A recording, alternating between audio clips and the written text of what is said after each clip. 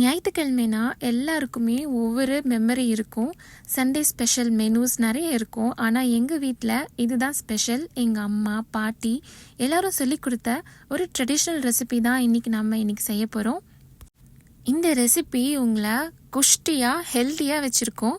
அது எப்படி செய்கிறதுன்னு பார்க்கலாம். 2 கப் உளுந்து, 2 முட்டை, 2 ஏலக்காய், 2 கப் வெல்லம், இது வச்சு தான் நம்ம இன்றைக்கி இதை செய்ய போகிறோம். ஆமாங்க, ஸ்வீட் உளுந்து களி தான் நம்ம இன்றைக்கி செய்ய போகிறோம். இதுக்கு நீங்கள் உளுந்த முதல்ல நல்லா வறுத்துக்கணும் பொன்னிறமாக. அடுப்பு மீடியம் டு சிம் ஃப்ளேமில் இருக்கட்டும். பொறுமையாக ஒரு 5 to 6 minutes ஆகும் இதை வறுத்து எடுக்கிறதுக்கு. இப்போ நம்ம இந்த பருப்பை நல்லா வாஷ் பண்ணி ஒரு மணி நேரத்துக்கு இதை ஊற வச்சுக்கலாம். உளுந்து ஒரு குட் சோர்ஸ் ஆஃப் ப்ரோட்டீன். அதில் கம்மியாகிற நியூட்ரிஷன்ஸ் நமக்கு எக்கில் கிடச்சிரும்.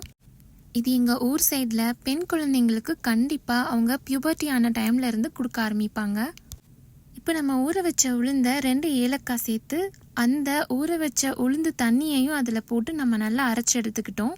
நான் அதை கொஞ்சம் ஷிஃப்ட் பண்ணிக்கிட்டு அதே மிக்சர் ஜாரில் 2 முட்டையும் அடித்து எடுத்துக்கிட்டோம். ஒரு நல்ல கனமான பாத்திரத்தில் இந்த மிக்சரை ஊற்றிக்கிட்டு அடுப்பை ஆன் பண்ணி நல்லா கைவிடாமல் நெய் சேர்த்து கிளறிக்கலாம்.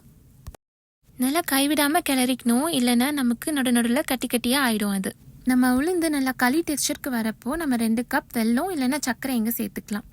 பாகா கூட நீங்கள் சேர்க்கலாம், ஆனால் இன்னும் கொஞ்சம் டைம் ஆகும் அது வத்துறதுக்கு. அதனால் நான் இங்கே அப்படியே வெல்லம் பவுடராகவே சேர்த்துக்கிட்டேன். இப்போ நம்ம பாத்திரத்துக்கு ஒட்டாமல் இருக்கிற கொஞ்சம் கொஞ்சமாக கேசரியில் போடுவோம் இல்லையா, அந்த மாதிரி நெய் சேர்த்து இதை நல்லா கிளறிக்கலாம். நல்லா களி பதத்துக்கு வர வரைக்கும் கைவிடாமல் நல்லா நீங்கள் இதை கிளறிக்கணும், இல்லைன்னா அது நடுநடுவில் கட்டியாக மாறிடும். அதனால் அடுப்பை நல்லா மீடியம் டு சிம் ஃப்ளேமில் வச்சுட்டு பொறுமையாக அதை நீங்கள் கிளறிட்டே இருக்கணும். இங்கே நான் உங்களுக்கு ஃபாஸ்ட் ஃபார்வர்ட் பண்ணி காட்டுறதுனால அது குயிக்காக ஆன மாதிரி தெரியும், ஆனால் அப்படி ஆகலை. இது கண்டிப்பாக ஒரு 10 to 12 நிமிஷமாவது ஆகும். பொறுமையாக நீங்கள் இதை களி பதத்துக்கு நல்லா கிண்டி எடுத்துக்கணும். மந்த்லி ட்வைஸ் 2 வாரத்துக்கு ஒரு முறை கண்டிப்பாக இந்த களி எங்கள் வீட்டில் செஞ்சு கொடுத்துருவாங்க எங்கள் பாட்டி. அவங்க இப்போ இல்லை, ஆனால் அவங்க சொல்லி கொடுத்த ஹெல்தி ஹேபிட்ஸ் இருக்குது அப்படின்னு நினைக்கும் போது ரொம்ப ஹாப்பியாக இருக்குது.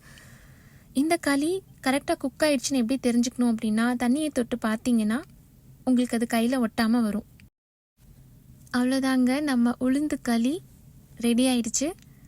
நீங்கள் நட்ஸ் விரும்பி சாப்பிட்ற ஆளாக இருந்தால் இதுக்கு மேலே நீங்கள் டாப்பிங்ஸ் மாதிரி போட்டும் சாப்பிட்லாம். நடுநடுவில் க்ரன்ச்சியாக ரொம்ப டேஸ்ட்டாக இருக்கும்.